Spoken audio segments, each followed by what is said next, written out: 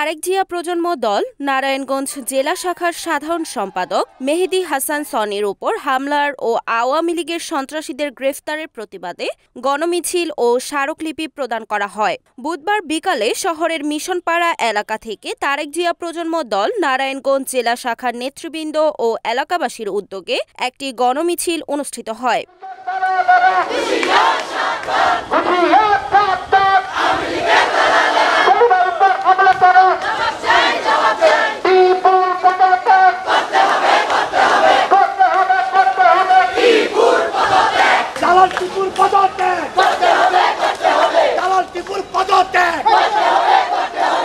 মিছিলটি নারায়ণগঞ্জ জেলা প্রশাসক কার্যালয়ের সামনে গিয়ে শেষ হয়।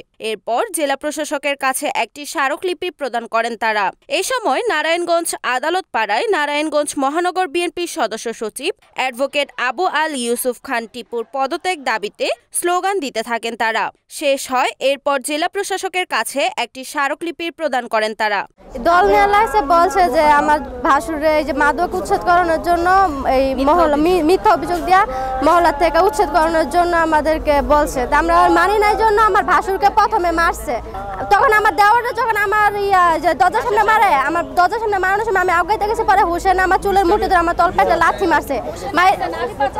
মারছে পরে মিথ্যা অভিযোগ দিছে যে আমি তার মাথায় বিলে বাড়ি দিয়ে তার মাথা ফাটাইছে। আমার নামে মিথ্যা অভিযোগ দিছে। আমার কাছে ভিডিও আছে, যেভাবে মারছে আমার মোবাইলে ভিডিও আছে, সব আছে।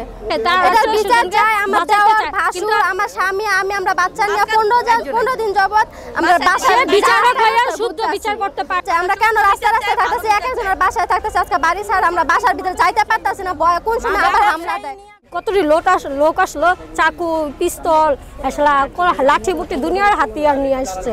এই হাতিয়ার নিয়ে এসে কি করলাম, এই যে নুর ইসলাম সে বিচারক, আমাদের প্রধান এলাকার প্রধান, সে বিচারক হয়ে আমার ভাইয়ের পিছনে পিস্তল রাখলো।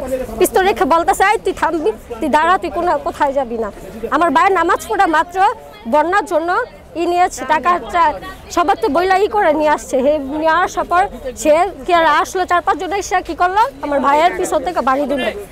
বাসায় এসে কে আমরাও ধরতে গেছি, আমগো সুদা মারছে, ভাঙচুর করছে, তোরা আসবি কেন, তোরা করবি কেন, তখন বাড়ি থেকে এখনই আমি উৎখাত করে দেবো। আমগো মিথ্যা মামলা দিয়ে যেতেছে, আমগো এখান থেকে চলে যেতে। জেলা প্রশাসন আমাদের আশ্বস্ত করছেন।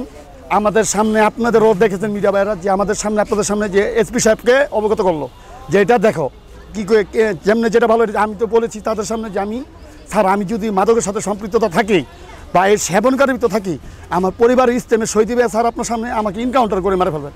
আমার যে একটা পদ আছে, সেই অপপ্রচার চালাচ্ছে একটা মহল, যে আমার একটা বদনাম ছড়িয়ে আমার পদটা বাতিল করতে বঞ্চিত করার জন্য। আর আজকে আমার প্রাণনাশের হুমকি দিয়েছে যে আমরা মেরে ফেলবে। এই যে নুর ইসলাম সর্দার, এই হানিফ সর্দার, তার বাহিনী যে আজমির ওসমানের সহযোগী তানবীর, হীরা, সেলিম ওসমানের এজেন্ট, তাদের আপনারা দেখছেন ছবি স্পষ্ট।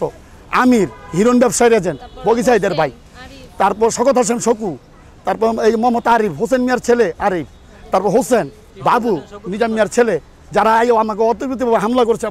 আমার ভাই রাজনীতির সাথে কোনো সম্পৃক্ততা নাই। আমার ভাইয়ের বাসায় গিয়ে এলোপাতালিভাবে কোবাইছে। যে আজকে আমাকে একটা পদ দিচ্ছে, আমি আল্লাহর হুকুমে কেন্দ্র থেকে, এই পদটা কি আমার দেওয়া, পাওয়া কি আমার অন্যায়? তো আজকে নুর ইসলাম সর্দার নারায়ণগঞ্জ, উনি নাকি গণ্যমান্য ব্যক্তি, তাহলে উনি তো 17 বছর রাজপথে দেখি না ওনারে। তো ওনার পদ নাই বিদায় ওনার আজকে অপমান অপদস্থ তার মনে বিবেকে নাকি বাজে যে আমার মান সম্মান নাই। আপনি 17 বছর করছেন শেখ হাসিনার এজেন্টের দালালি। আপনারা ইলেকশন আসছে 5 জানুয়ারি, আপনারা নিজেরা ভোট সবার ঘরতে ডেকে নিয়ে আসছেন, সেলিম ওসমানের ভোট কাটছুট করেছেন। আর এই যে আবুল আলী ইউসুফ খান টিপু মহানগর, এই যে দেখেন আবুল আলী ইউসুফ খান টিপু মহানগর সদস্য সচিব, সে আমাকে পাঠাইলো আওয়ামী লীগের দালালদের বাসায়। যে ওই বাসায় আমি তো বললাম সে তো ভাই আওয়ামী লীগ, বললো যা।